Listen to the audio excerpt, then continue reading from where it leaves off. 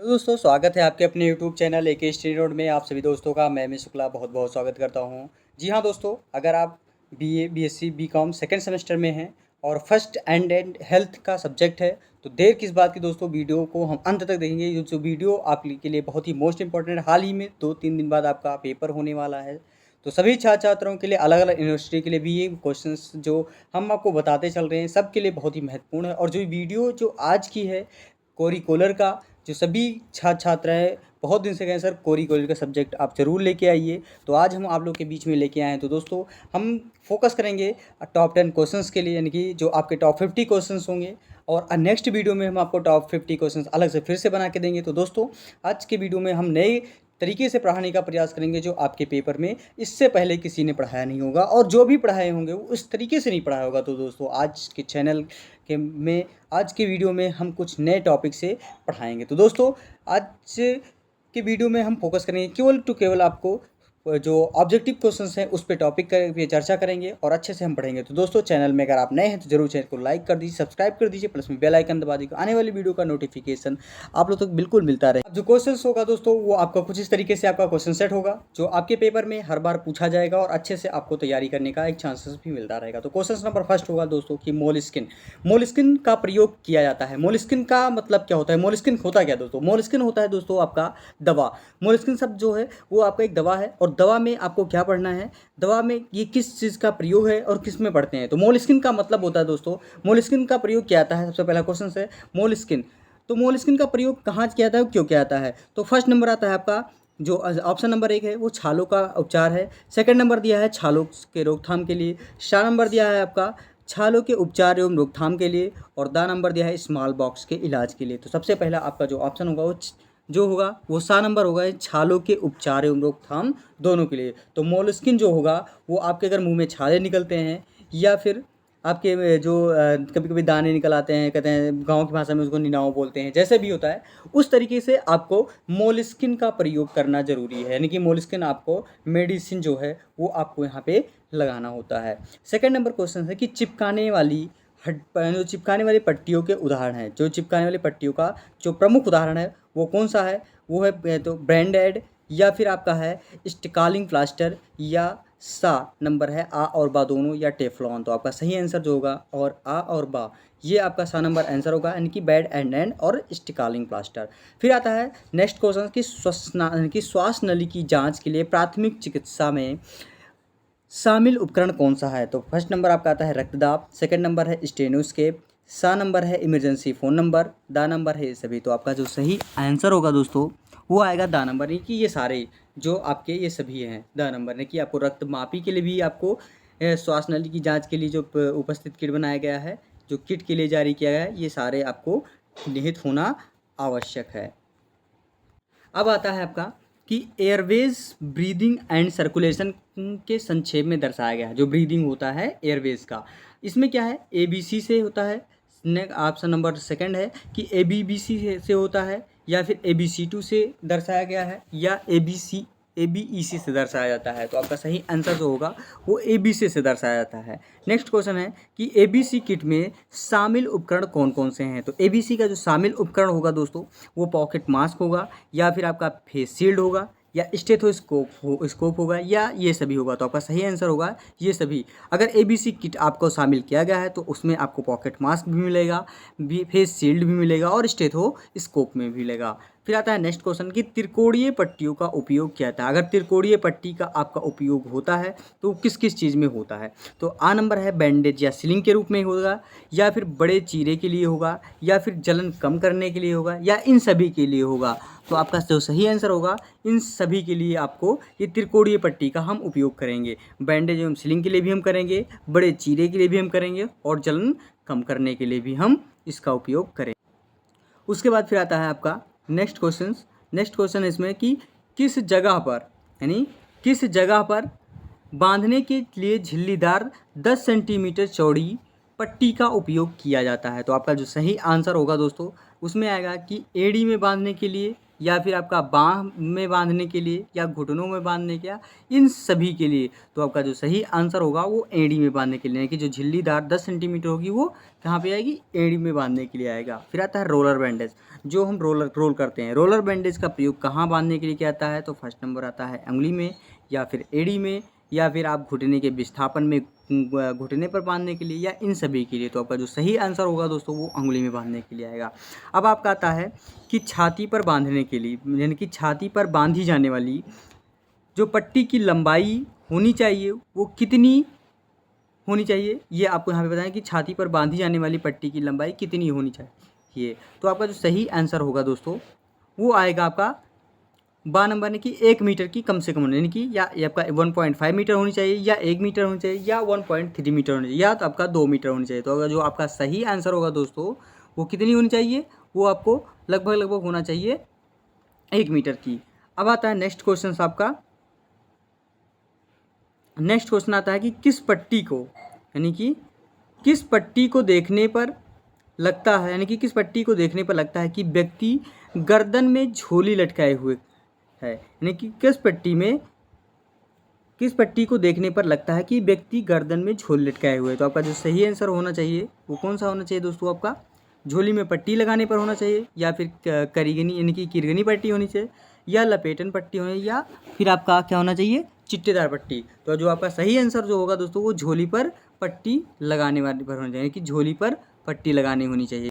अब next question है कि सिर पर बांधने के लिए आप किस पट्टी का प्रयोग करेंगे। तो आपका जो सही आंसर आएगा वो कौन सा होगा, यानी कि लपेटन पट्टी आएगा, या आपका इलास्टिक पट्टी आएगा, या तिकोनी पट्टी आएगी, या चित्तेदार पट्टी आएगा। तो आपका जो सही आंसर होगा दोस्तों वो आएगा तिकोनी पट्टी। अगर आपका सिर पर बांधे जाने हो तो वो आएगा तिकोनी पट्टी। फिर आता है कि घाव पर मोड़कर बांधी जाने वाली पट्टी कहलाती है, तिकोनी पट्टी कहलाती है, या लंबी पट्टी कहलाएगी, या चिट्टेदार पट्टी कहलाएगी, या ट्यूब पट्टी। तो जो आपका सही आंसर होगा वो तिकोनी पट्टी आएगी। कौन सी आएगा, तिकोनी पट्टी आएगी आपकी। फिर आएगा अभी कि कौन सी पट्टी कपड़े को दोनों ओर चीर कर घाव में पर बांधी जाती है। तो तिकोनी पट्टी आएगी, या फिर ट्यूब पट्टी आएगा, या चिट्टेदार पट्टी आएगी, या ये सभी आएंगे। तो आपका आएगा चिट्ठेदार पट्टी आएगी, या चिट्टेदार पट्टी आएगी। उसके बाद फिर आता है नेक्स्ट आपका, नेक्स्ट आएगा कि निम्न में से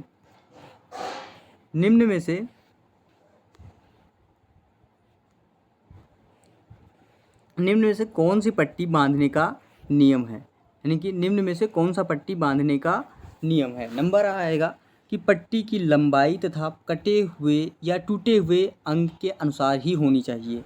बा नंबर, बांधने के लिए पहले पट्टी को लपेट लेना चाहिए। सा नंबर, पट्टी की गांठ हमेशा ऊपर की ओर होनी चाहिए, या फिर आएगा ये सभी। तो आपका जो सही आंसर आएगा वो आएगा ये सभी। अब आता है नेक्स्ट क्वेश्चन कि पट्टी को लपेटने का काम करना चाहिए नीचे से ऊपर की ओर, या भीतर से बाहर की ओर, या ए और बी दोनों, या सदैव ऊपर से नीचे की ओर। तो जो आपका सही आंसर जो आएगा दोस्तों वो आएगा आपका सा नंबर, यानी ए और बी दोनों में। पट्टी की गांठ हमेशा होनी चाहिए। पट्टी की जो गांठ होनी चाहिए वो हमेशा किस तरीके से होना चाहिए, बाहर तथा ऊपर की ओर होनी चाहिए, या फिर ऊपर की ओर से नीचे, यानी ऊपर की ओर से होनी चाहिए, या फिर नीचे की ओर से, या फिर सुविधा अनुसार किसी भी ओर से। तो आपका जो सही आंसर होना चाहिए वो बाहर तथा ऊपर की ओर होना चाहिए। क्या होना चाहिए इसमें, बाहर तथा ऊपर की ओर होना चाहिए। फिर आता है नेक्स्ट क्वेश्चन कि पट्टी को संबद्ध स्थान पर इस प्रकार लपेटना चाहिए कि वह पहले के लपेटन के 2/3 भाग को ढक ले। यह पट्टी बांधने का महत्वपूर्ण है। आ नंबर सिद्धांत, बा नंबर नियम, सा नंबर आवश्यक शर्त, या फिर आएगा आपका इनमें से कोई नहीं। तो जो आपका सही आंसर होगा दोस्तों वो आएगा नियम के अनुसार। फिर आता है नेक्स्ट क्वेश्चन की त्वरित निष्कासन। उसका फिर आता है त्वरित निष्कासन, यानी कि फास्ट एवैक्यूएशन की कार्यवाही उन मामलों में लोगों का जीवन बचाने के महत्वपूर्ण भूमिका निभाती है। वो कौन सी है, आग लगने के मामलों में, या फिर वाहन के पलट जाने पर, या भूकंप से शहर के तबाह हो जाने पर, इन सभी पर। तो आपका जो सही आंसर आएगा वो इन सभी पर, यानी कि फास्ट इवैक्यूएशन यानी कि त्वरित निष्कासन का ये किस मामलों में लोगों को जीवन बचाने की महत्वपूर्ण भूमिका निभाती हैं। तो ये सभी के मामलों में आपको भूमिका निभाएगी। फिर आता है त्वरित निष्कासन तकनीकी में सर्वाधिक महत्व होता है बचावकर्ता का होता है या चिकित्सक का होता है या फिर हॉस्पिटल का आएगा या इन सभी का। तो आपका सही आंसर जो होगा वो बचावकर्ता का है, यानी कि आ नंबर। आता है नेक्स्ट क्वेश्चन। नेक्स्ट क्वेश्चन जो दोस्तों होगा आपका कि त्वरित निष्कासन, यानी कि त्वरित निष्कासन तकनीकी में कौन प्राथमिक सहायक का कार्य करता है। आ नंबर है रेस्क्यूअर, बा नंबर है चिकित्सक, सा नंबर आता है फर्स्ट एडर और नेक्स्ट आपका आता है या अस्पताल। तो आपका सही ऑप्शन होगा रेस्क्यूअर। रेस्क्यूअर जो है वो तकनीकी से उसका सहायक का कार्य करता है, जिसको हम बचाव कहते हैं या रेस्क्यू ऑपरेशन जिसको हम बोलते हैं। नेक्स्ट क्वेश्चन आता है कि भूकंप या भूस्खलन, भूस्खलन, बाढ़, आग लगने जैसी प्राकृतिक आपदाओं में कौन सी तकनीकी सर्वाधिक महत्वपूर्ण होती है। तो आ नंबर आता है कि त्वरित निष्कासन तकनीकी, बा नंबर परिवहन तकनीकी, सा नंबर प्राथमिक सहायता, दा नंबर ये सभी। तो आपका जो सही आंसर होगा वो त्वरित निष्कासन तकनीकी आता है। फिर आता है नेक्स्ट क्वेश्चन कि किन आपदाओं में ट्रांसपोर्ट तकनीकी फर्स्ट एड का कार्य करती है। तो आएगा नंबर भूकंप आएगा या फिर महामारी आता है या फिर बाढ़ एवं ज्वालामुखी विस्फोटन से कार्य करती है फर्स्ट एड से, या ये सभी। तो जो सही आंसर होगा वो ये सभी आएगा, यानी कि दा नंबर है कि भूकंप से भी होगा, महामारी से भी होगा और बाढ़ एवं ज्वालामुखी विस्फोटन से ये आपदाएं ट्रांसपोर्ट तकनीकी यानी कि फर्स्ट एड का कार्य करती है। फिर आता है नेक्स्ट क्वेश्चन कि किसे जीवन रक्षक चिकित्सा यानी कि जीवन रक्षक चिकित्सा कहकर भी हम संबोधित किया करते हैं। तो फर्स्ट नंबर है फर्स्ट एड को, चिकित्सक को या हॉस्पिटल को या फिर जीवन रक्षक दवाओं को। तो आपका जो सही आंसर होगा वो फर्स्ट एड को कहा जाएगा, यानी कि जीवन रक्षा चिकित्सक, या हम उसको जीवन रक्षक चिकित्सक कहकर भी हम संबोधित कर सकते हैं फर्स्ट एड को। फिर आता है नेक्स्ट क्वेश्चन कि प्राथमिक चिकित्सक फर्स्ट एडर के मुख्य गुण कौन से हैं।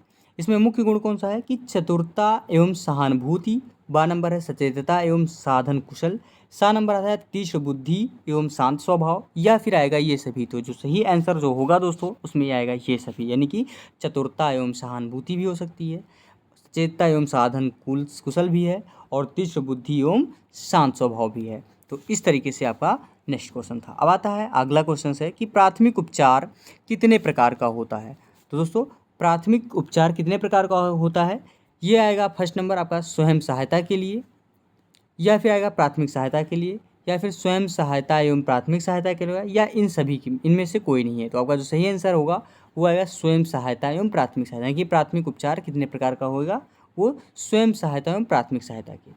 फिर आता है कि वह सहायता जिसे घायल व्यक्ति स्वयं कर सकता है कहलाती है स्वयं सहायता या प्राथमिक सहायता, या फिर आएगा आपका चिकित्सक सहायता, या फिर आएगा आंशिक सहायता।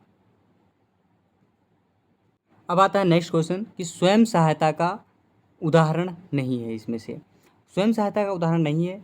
आ नंबर आता है कि बह रहे रक्त को घायल व्यक्ति द्वारा स्वयं रोका जाना, बा नंबर आता है कि घायल व्यक्ति द्वारा घायल हिस्सों को स्वयं सहारा देना, सा नंबर घायल व्यक्तियों द्वारा जख्मों को ढक देना। तो जो सही आंसर होगा ये सभी आएगा, यानी कि दा नंबर, यानी कि जो स्वयं सहायता का उदाहरण इसमें से जो नहीं है वो ये सभी इनमें से हमारा कोई नहीं है। यानी कि अगर स्वयं सहायता का उदाहरण माना जाता है तो इनमें से कोई, यानी कि बह रहे रक्त को घायल व्यक्तियों के द्वारा स्वयं रोका जाना, इस तरीके से कुछ नहीं है। ये सारे आपके ऑप्शन गलत हैं। फिर आता है कि प्राथमिक सहायता की जा सकती है, यानी कि प्राथमिक जो सहायता है वो की जाती है, कि इसमें आता है फर्स्ट नंबर क्या है कि स्वयं घायल व्यक्ति द्वारा, बा नंबर किसी अप्रशिक्षित व्यक्ति द्वारा, किसी प्रशिक्षित व्यक्ति द्वारा, या इन सभी के द्वारा। तो जो आपका सही आंसर होगा वो आएगा दा नंबर, यानी इन सभी के द्वारा की जा सकती है, कि स्वयं घायल व्यक्ति के द्वारा भी किया जाता है, किसी अप्रशिक्षित व्यक्ति के द्वारा भी किया जाता है, या किसी प्रशिक्षित व्यक्ति के द्वारा भी हम कर सकते हैं। फिर नेक्स्ट क्वेश्चन है कि दुर्घटना में घायल व्यक्ति द्वारा सहायता के लिए दूसरों को पुकारना किस प्रकार का प्राथमिक उपचार है। बहुत ही मोस्ट इंपॉर्टेंट क्वेश्चन है कि दुर्घटना में घायल व्यक्ति द्वारा सहायता के लिए दूसरों को पुकारना किस प्रकार का प्राथमिक उपचार है। तो फर्स्ट नंबर की स्वयं सहायता है, या फिर बा नंबर है प्राथमिक सहायता है, या फिर इसे मानते हैं हम चिकित्सीय सहायता, या इनमें से कोई नहीं। तो आपका जो सही आंसर होगा वो आएगा स्वयं सहायता, यानी कि अगर दुर्घटना में घायल व्यक्ति द्वारा सहायता हो तो दूसरे को पुकारने के लिए उसे हम स्वयं सहायता के लिए कर रहा है। तो बहुत ही मोस्ट इंपॉर्टेंट टॉपिक था। उसके बाद फिर आता है कि घायल व्यक्ति, यानी कि उसके बाद आता है फिर आपका कि घायल व्यक्ति का उपचार के लिए स्वयं किसी व्यक्ति यानी कि किसी स्वास्थ्य केंद्र तक पहुंचना किसी प्रकार की किसी प्रकार की प्राथमिक चिकित्सा का उदाहरण है। आ नंबर है कि प्राथमिक सहायता है, बा नंबर आरंभिक सहायता, सा नंबर आता है आपका स्वयं सहायता, दा नंबर है आपात सहायता। जो आपका सही आंसर होगा वो प्राथमिक सहायता माना है कि जो घायल व्यक्ति होगा वो उपचार के लिए अगर स्वयं स्वास्थ्य केंद्र पर पहुंचता है तो उसे हम प्राथमिक सहायता कहते हैं। फिर आता है नेक्स्ट क्वेश्चन कि प्राथमिक सहायता के लिए महत्वपूर्ण व्यक्तिगत गुण हैं। जो प्राथमिक सहायक के लिए हैं वो महत्वपूर्ण के जो व्यक्तिगत गुण है वो कौन सा है? आ नंबर है शांत और चुपचाप रहने वाला, बा नंबर दूर दूर तक जाने की व्यवस्था को बनाए रखने वाला, सा नंबर तेजी परंतु निर्णय लेने में जल्दबाजी ना करने वाला, दा नंबर ये सभी। तो इस तरीके से आपका ये क्वेश्चन होगा, ये सभी। उसके बाद फिर आता है नेक्स्ट क्वेश्चन कि घायल को घटना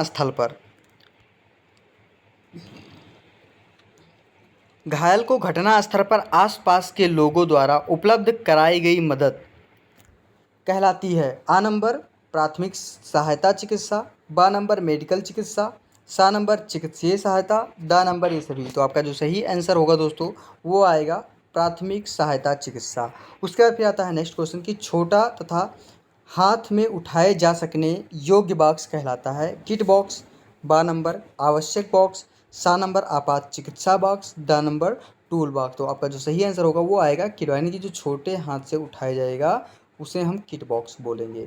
उसके बाद नेक्स्ट क्वेश्चन आता है दोस्तों कि निम्न में से किट बॉक्स में कौन सी सामग्री होती है। तो फर्स्ट नंबर जीवाणु रहित गेज के टुकड़े, बा नंबर विभिन्न प्रकार की पट्टियाँ, या खपच्ची या बेनहड्डी, या ये सभी। तो आपका जो सही आंसर होगा दोस्तों वो आएगा ये सभी। उसके बाद फिर आता है नेक्स्ट क्वेश्चन कि किट बॉक्स में नहीं होती है, क्या चीज़ इसमें नहीं होती है किट बॉक्स में। तो आ नंबर आता है कि विभिन्न आकारों के चिपकाने वाले प्लास्टर, बा नंबर सेफ्टी पिन तथा चिमटी, सा नंबर डिटॉल स्प्रे, और दा नंबर ग्लूकोज के पैकेट। तो आपका जो सही आंसर होगा वो दा नंबर है कि ग्लूकोज का पैकेट उस किट में नहीं होएगा। फिर आता है नेक्स्ट क्वेश्चन कि सेफ्टी बॉक्स के आवश्यक घटक हैं। अगर सेफ्टी बॉक्स जो है उसका जो आवश्यक घटक है वो कौन सा है। आ नंबर विभिन्न आकारों का पैड, सा नंबर कैंची तथा चिमटी, बा नंबर ORS के पैकेट, या दा नंबर ये सभी। तो जो आपका सेफ्टी बॉक्स से जो आवश्यक घटक हैं वो आपको ये सभी होना आवश्यक है। फिर आता है सेफ्टी बॉक्स में मुख्यतः कौन सी दवाएं आवश्यक रखी जाती हैं। आ नंबर एनालिक्स, बा नंबर एंटीबायोटिक्स, सा नंबर सिल्वर सल्फाडाइजीन, या फिर दा नंबर ये सभी। तो आपका जो सही आंसर होगा वो आएगा ये सभी। अगर ये सभी आपके उसमें किट में नहीं है सेफ्टी बॉक्स में तो ये आपका कुछ भी नहीं है। उसके बाद फिर आता है आपका नेक्स्ट क्वेश्चन कि कोहनी किस जोड़ का उदाहरण है, यानी कि कोहनी किस जोड़ का उदाहरण है। तो इसमें जो आएगा आपका वो होगा कब्जे का जोड़ होगा, या फिर ग्लाइंडिंग आएगा, या फिर पिवट आएगा, या फिर द हिंज जोड़। तो आपका जो सही आंसर होगा वो होगा कब्जे का जोड़, यानी कि कोहनी का जोड़ जो होता है वो कब्जे का जोड़ होता है। फिर नेक्स्ट क्वेश्चन आता है कि प्राथमिक सहायक में पाया जाने वाला आवश्यक व्यक्तिगत गुण है। आ नंबर जो होगा वो दुर्घटना के कारण बनी परिस्थितियों का सतर्कता में समझने का गुण होगा, बा नंबर व्यवहार में कुशलता तथा नम्रता होगा, या सा नंबर आपका आएगा कि प्राथमिक सहायता सामग्री उपलब्ध ना होने पर नवीन प्रक्रियाओं का प्रयोग करने वाला उपरोक्त, या फिर खेलों में चोट आने के मुख्य कारण, या फिर उपरोक्त नंबर ये सभी। तो जो आपका सही आंसर होगा वो आएगा ये सभी। अगर यानी कि जो प्राथमिक सहायक में पाया जाने वाला आवश्यक व्यक्तिगत गुण जो होते हैं वो आते हैं दुर्घटना के कारण बनी परिस्थितियों का सतर्कता एवं समझने का गुण, और व्यवहार कुशलता का नम्रता, या फिर आता है प्राथमिक सहायता सामग्री उपलब्ध ना होने पर नवीन प्रक्रिया का प्रयोग करने वाला। तो ये आपका नेक्स्ट क्वेश्चन। अब आता है नेक्स्ट क्वेश्चन दोस्तों इसमें आता है आपका कि खेलों में चोट आने के मुख्य कारण क्या हैं। तो आ नंबर है कि खिलाड़ी की कमज़ोर शारीरिक फिटनेस, उसके बाद फिर आता है 12 नंबर कि खेल में भाग लेने के लिए मानसिक रूप से कमज़ोर तैयारी। 7 नंबर कि मुकाबले के प्रारंभ से पूर्व शरीर की पर्याप्त गर्मी न देना, या ये सभी। तो आपका जो सही आंसर है ये सभी, यानी कि अगर जो खेलों में चोट आने का जो मुख्य कारण होता है वो ये सारी चीज़ होती हैं। फिर आता है कि खेल में चोट आने का मुख्य कारण नहीं है। तो आएगा आ नंबर कि परिवार में समर्थन का अभाव। बा नंबर शरीर का अपर्याप्त गरमाना। सा नंबर निम्न कोट के खेल के उपकरणों का प्रयोग, या घटिया खेल ड्रेस का प्रयोग। तो जो सही आंसर होगा वो आ नंबर की परिवार में समर्थन का अभाव। अगर परिवार में समर्थन नहीं है तो आपके चोट आने का मुख्य कारण नहीं होगा इसमें। फिर आता है कि प्राथमिक, यानी कि फिर आता है कि प्राथमिक उपचार के प्रमुख यानी कि मुख्य सिद्धांत की आवश्यक घटक हैं। आ नंबर घायल को आवश्यकता पड़ने पर कृत्रिम श्वास देना। बा नंबर रक्त बहने से रोकने का प्रयास। सा नंबर अनावश्यक रूप से कपड़े ना उतारना, या फिर ये सभी। तो जो सही आंसर होगा वो ये सभी, यानी कि आएगा इसमें से आपको तीनों जो ऑप्शन आपका इंडिक कर रहा है प्राथमिक उपचार के सिद्धांत का। फिर आता है नेक्स्ट क्वेश्चन, रोगी की सामान्य हालत को पता लगाया जा सकता है। आ नंबर चोट से, फिर हो सकता है आयु का, या फिर बेहोशी से, या फिर ये सभी। तो जो आपका सही आंसर होगा वो आएगा ये सभी, चोट से भी होता है, आयु से भी होता है, और बेहोशी से रोगी की सामान्य हालत का पता। फिर आता है आपका कि प्राथमिक चिकित्सा के पूर्व प्राथमिक सहायक को आवश्यक करना चाहिए। आ नंबर रोगी या आसपास के लोगों से दुर्घटना के संक्षिप्त कारणों की जानकारी लेना, या फिर आपात प्राथमिकताओं की पहचान करना, या आपका आता है रोगों की दशा को पहचानना, या ये सभी। तो जो सही आंसर होगा आपका वो आएगा ये सभी, यानी कि जो आपका प्राथमिक चिकित्सा का जो प्राथमिक सहायक जो होता है वो इन सभी को आपको फॉलो करना होता है। नेक्स्ट क्वेश्चन है दोस्तों आपका, नेक्स्ट क्वेश्चन आपका आएगा इसमें कि प्राथमिक सहायक के मुख्य कार्य हैं रोगी की सामान्य हालत की जानकारी लेना। बा नंबर रोगी के नब्ज की जानकारी लेना। सा नंबर रोगी की श्वास प्रक्रिया का पता लगाना, या फिर ये सभी। तो जो आपका सही आंसर होगा दा नंबर वो आएगा वो ये सभी। तो ये सभी आपको रूल फॉलो करवाना अनिवार्य है। उसके बाद फिर आता है नेक्स्ट क्वेश्चन आपका कि निम्न में से कौन प्राथमिक सहायक कार्य नहीं है। तो इसमें आएगा आ नंबर जीभ, होंठ तथा आँखों एवं नाखून के रंग को जांचना। बा नंबर रक्त बहाने की जांच लेना। सा नंबर जलने की मात्रा की जानकारी लेना। दा नंबर रोगी के घर का पता लगाना। तो सही आंसर होगा वो आएगा रोगी के घर का पता लगाना। फिर आएगा कि जब जोड़ों के, नेक्स्ट क्वेश्चन है कि जब जोड़ों के निकट के स्नायु फट जाते हैं या बुरी तरह खिंच जाते हैं तो क्या होता है। तो न आता है आपका फ्रैक्चर होगा, या मामूली चोट आएगी, या मोच आ जाता है, या सूजन आ जाता है। तो सही आंसर जो होगा वो मोच आ जाता है। हथेली को आगे अथवा ऊपर की ओर मोड़ना कहलाता है। इसमें ये क्या कहलाता है, उतानन, या फिर अवतानन, या प्रवर्धन, या फिर आता है निर्वर्तन। तो आपका सही आंसर होगा उतानन। क्या आएगा इसमें, हथेली को आगे करने या ऊपर की ओर मोड़ना उतानन कहलाता है। पाँव की तली के नीचे मोड़ना कहलाता है अवतानन, या फिर आपका आता है विपरीतवर्तन, या फिर निवर्तन, या फिर बहिर्वर्तन। जो सही आंसर होगा आपका वो विपरीतवर्तन आएगा।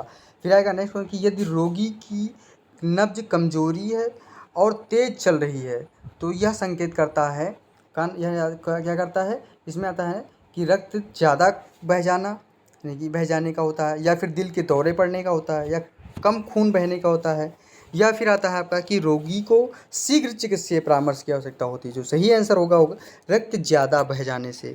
अगर रक्त ज़्यादा बह जाए तो रोगी का जो नब्ज होता है वो कमजोरी है, और क्या होता है ये तेज चल रही होती हैं। फिर आता है यदि नब्ज का पता नहीं, यानी कि जब क्या होगा, यदि नब्ज का पता नहीं चल पा रहा हो तो सीधा संकेत क्या करेगा इसमें जो संकेत हमारा करेगा दोस्तों वो आएगा रोगी खतरे से बाहर है, या रोगी खतरे में है, या फिर रोगी को दिल का दौरा पड़ा है, या इनमें से किसी का नहीं। तो आपका जो सही आंसर होगा रोगी खतरे में है। अगर यदि नब्ज जो है, जो नब्ज का मतलब होता है दोस्तों जो नाड़ी का नस होता है, उसी को हम नब्ज बोलते हैं। यदि नब्ज का पता नहीं चल पा रहा है तो सीधा संकेत है कि रोगी खतरे में है। अब आता है कि जब रोगी सांस ना ले रहा हो तो उसे तुरंत कृत्रिम श्वास देनी चाहिए, या चिकित्सक के आने का इंतज़ार करना चाहिए, या कुछ समय बाद अस्पताल ले जाने का प्रबंधन करना चाहिए, या इनमें से कोई नहीं। तो जो सही आंसर होगा, तुरंत कृत्रिम श्वास देनी चाहिए। जो कृत्रिम श्वास है उसको तुरंत देना चाहिए। फिर आता है कि रोगी के जीभ या होठों के रंग का नीला पड़ जाने का संकेत होता है। आ नंबर, रोगी के शरीर में ऑक्सीजन की कमी। बा नंबर, रोगी के शरीर में ऑक्सीजन की पर्याप्त मात्रा होने का। या सा नंबर, रोगी के शरीर का आयरन की कमी, या इनमें से कोई नहीं। तो जो सही आंसर होगा कि रोगी के शरीर में ऑक्सीजन की कमी से जीभ या होठ के रंग की जो नीला पड़ जाता है। रोगी की जीभ, आँखों तथा नाखूनों का सफ़ेद पड़ जाना संकेत है। इसमें क्या आता है कि शरीर में अत्यधिक रक्त बह जाने का, शरीर में विटामिन की कमी का, या शरीर में आयरन की कमी का, या फिर आता है शरीर में टॉक्सिन की अधिकता का। तो जो सही आंसर होगा वो आएगा शरीर में अत्यधिक रक्त बह जाने का। तो इसमें से क्या होता है कि रोगी की जीभ, आँखों तथा नाखून का सफ़ेद पड़ने लगता है। तो दोस्तों आज का क्वेश्चन यहीं तक रहेगा, और अगली वीडियो में आज आपके तक हमने 50 क्वेश्चंस आपको सॉल्व कराया। तो दोस्तों अगले वीडियो में हम आपको 50 क्वेश्चंस और सॉल्व करा देंगे। तो दोस्तों वीडियो अच्छी लगी हो ज़रूर लाइक करें, चैनल को सब्सक्राइब कर दीजिए, और एक दूसरे को वीडियो को ज़रूर शेयर करते रहिए। हम आप लोगों के बीच में ये सारे क्वेश्चंस हमेशा उपस्थित रहते हैं और हमेशा एक्टिव रहते हैं कि आपको कैसे पढ़ना है, कैसे लिखना है, और कैसे आपको आगे पढ़ना है। तो दोस्तों बने रहिए वीडियो के अंत तक, और अच्छे से आप ज़रूर देखते रहिए। इसी के साथ हम अगली वीडियो में आपके साथ फिर से उपस्थित होंगे। इसी के साथ धन्यवाद दोस्तों।